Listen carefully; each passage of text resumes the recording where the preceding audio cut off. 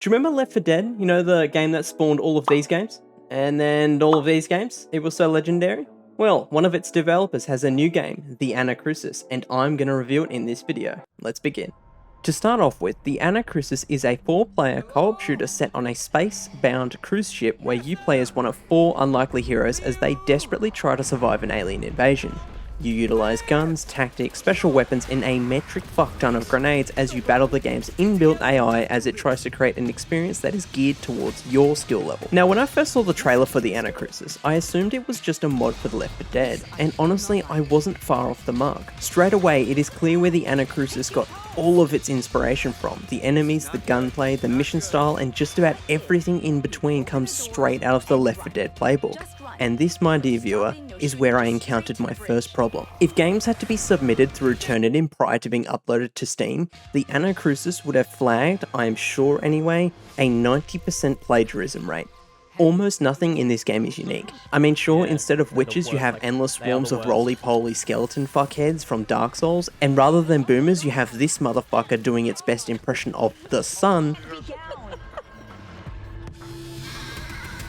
Like, seriously, look how bright this motherfucker is. You don't want to come across one of these while you're in a big horde. Oh wait, I can show you exactly what happens when you're in a big horde. I will admit that it's pretty fun though. Oh, fucking Christ.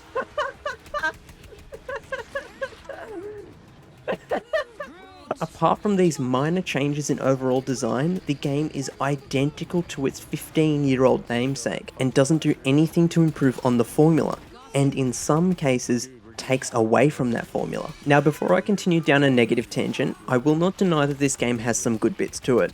The level design is very, very good in certain parts. You aren't given a clear-cut, go this way path towards your goal. Rather, you are put in what feels like would be a genuine spaceship. There are winding paths, alternate routes, and even entire areas to explore that are entirely optional. The game utilizes this design very, very well as well. There are an infinite amount of nooks and crannies to explore in this game, and you are rewarded oh so handsomely for doing so. The game offers perk upgrades, grenades, and fancy weapons to help you fight the aliens, but these are often hidden from view, encouraging you to explore. The best part about this is that exploring is fun to do. And there are some really fun moments to be had in the Anacrusis, especially in the big set-piece battles. You know those moments where you suddenly realise there's heaps of healing on the ground? Those are the best moments.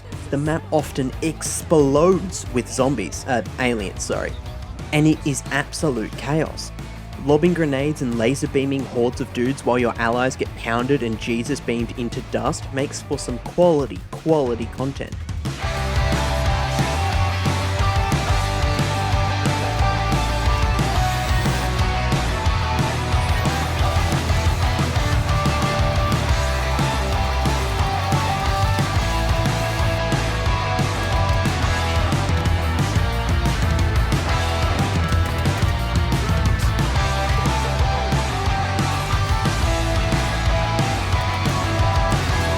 Fuck this shit, I'm out.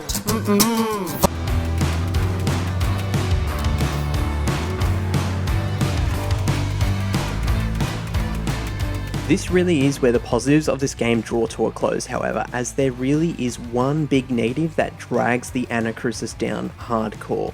And before I say it, I'm just going to say that just because a game is in early access does not mean that it is exempt from criticism, just because it has future potential or something. A game deserves to be rated on what I paid for it, and fair enough, it might get better in the future, but how many early access games just never get completed?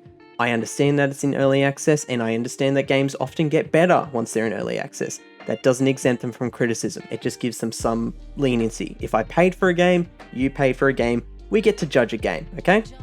Anyway, that problem is the complete and utter lack of content that the Anacrusis has to offer.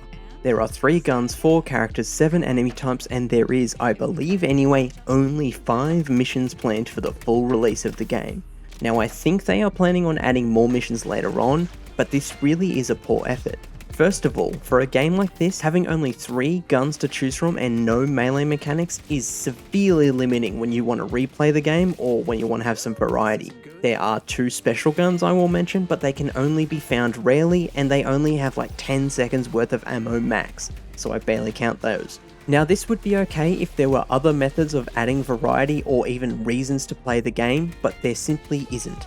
None of the 4 characters offer or do anything unique, the story is non-existent, the characters are bland and only know how to shout "Goo! Goo! Goo!" And in my experience, the missions lowered in quality with each subsequent mission.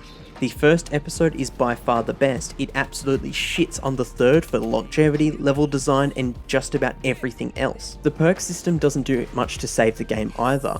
It is nice, I will admit, but it mostly boils down to just passive benefits such as healing faster, having more ammo, or having your bullets pierce enemies. They are nice to find and do add excitement, I will admit first, but they are nowhere near enough to carry the game by themselves, which is what they are being asked to do. On top of all this, and I'm really not sure why this makes me the maddest, but you see all this alien stuff that is going on? It looks cool, right? Cool. You know, see this outdoor holodeck? Well, all of this is just a skin.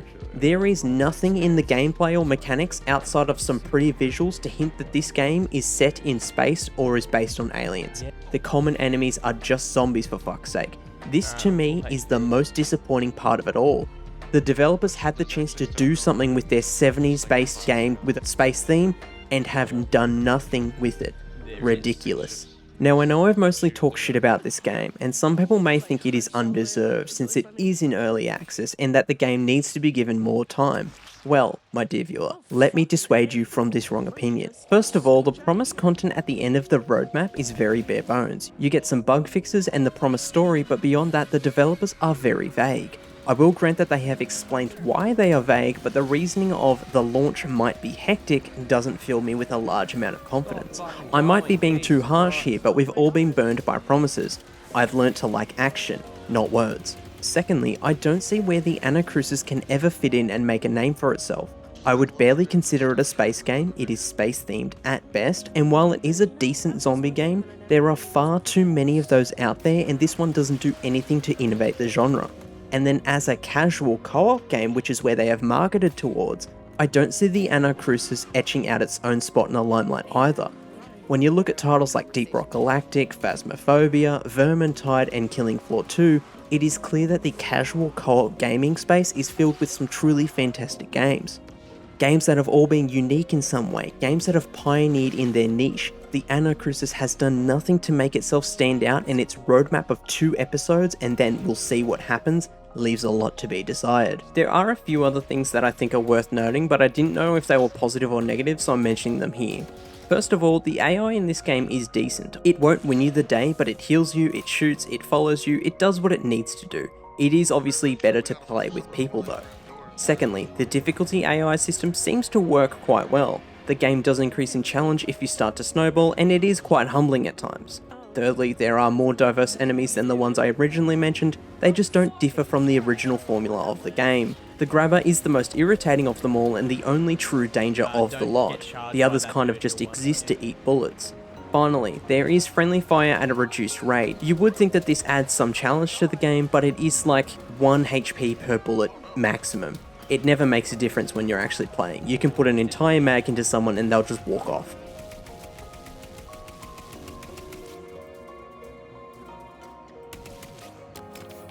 Revive him! Ah, fuck it. I'm just gonna quit.